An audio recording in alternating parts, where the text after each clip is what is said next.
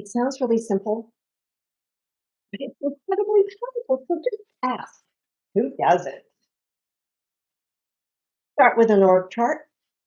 You know, you can turn that into a site map, incredibly powerful tool. And then, just to double check, take one component of your project's deliverable and travel its journey throughout the organization to get to the final deliverable.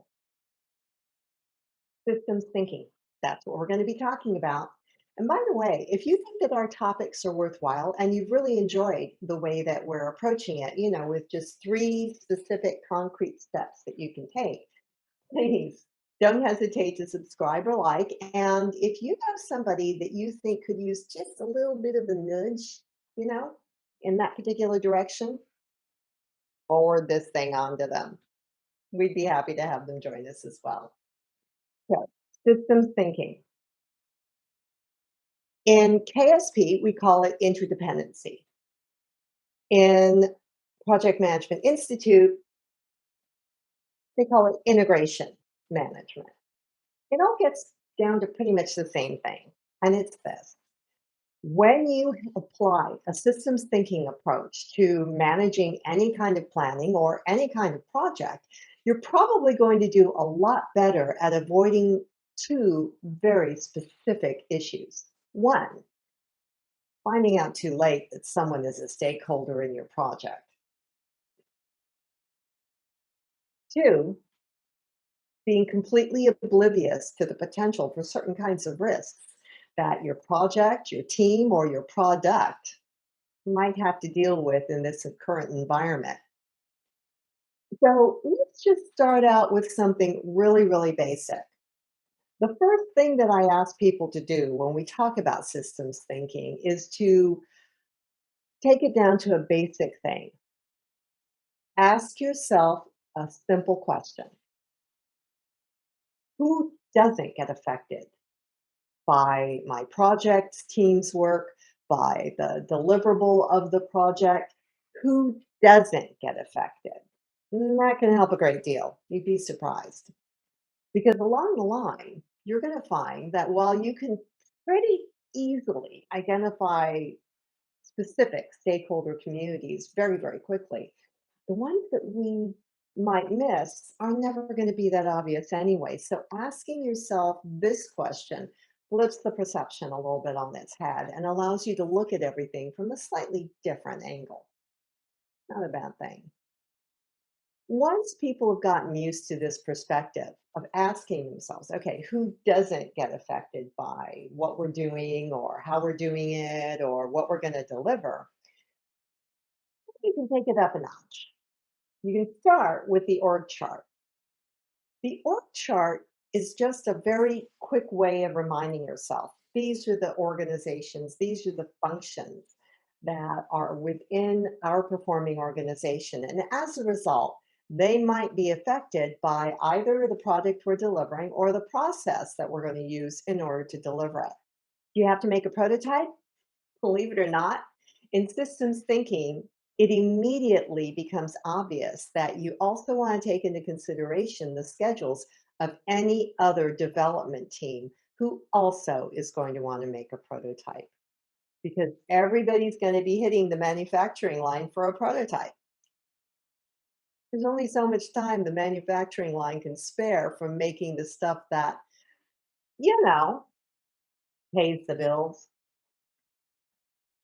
So that's one of the things about an org chart is when you see on paper or on the screen all of the different parts of the organization as it currently exists, it can trigger a couple of different thought processes, and that's all to the good. I know, I know, org charts are almost never completely up to date. It's not because we can't keep a document up to date. It's just because it's frequently, well, kind of a little bit lower than the top of anybody's to-do list. So remember, it's just a key, but if you end up finding a couple of communities that you should be interacting with, because all of your work between theirs and yours are interdependent, well, at that point, do a little bit deeper dive into the details to find out who you should talk to.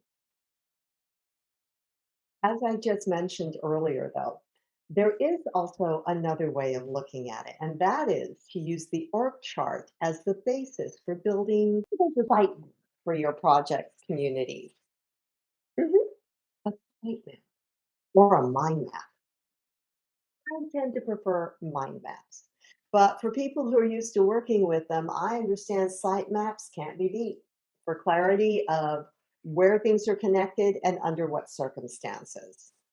Whatever floats your boat, whatever it makes it the easiest for you to use it as a communications tool with the rest of your team and sometimes with your sponsor. Not a bad idea. The other thing that you want to do is take a look at your client's org chart. If your client is external, that will give you the ability to maybe hone down certain kinds of requirements and to address any requested changes in a much more intelligent fashion.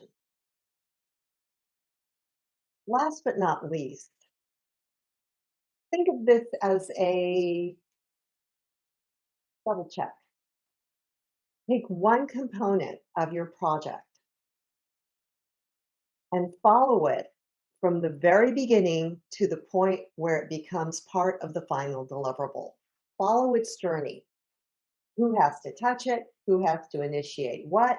Who else is going to be asking for things just like that? Did anybody hear group discount? Well, okay, maybe not you, but think it.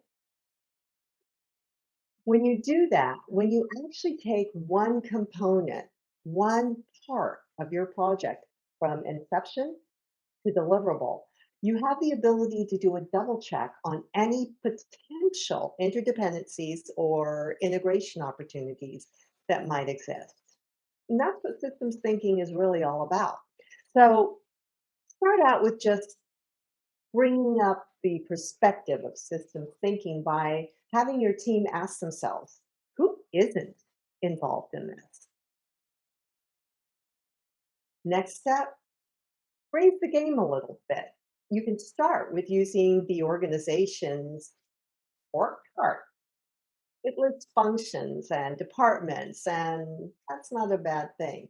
You can even use it to make a site map or a mind map for your project's stakeholder communities. Not a bad idea.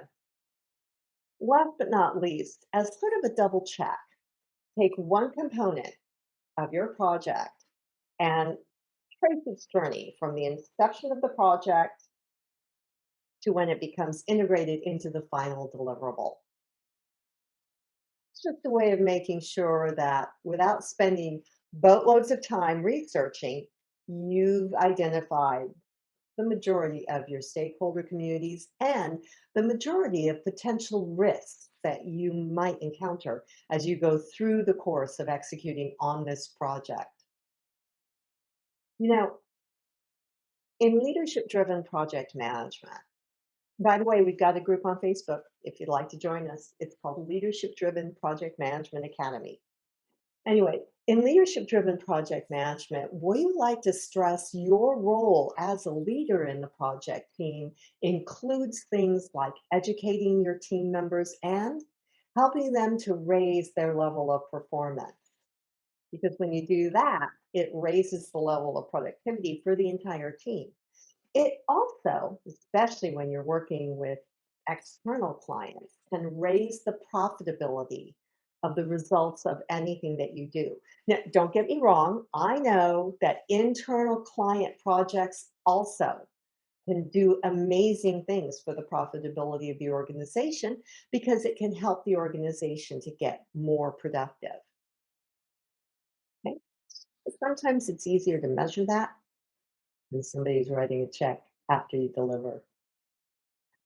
I'm Kimi Thanks for joining us here. Brief discussion about systems thinking. If this is a topic you'd like us to go into further, or there are other topics that you haven't seen yet on our list, please let me know. My contact information is always at the end of the video. Take care.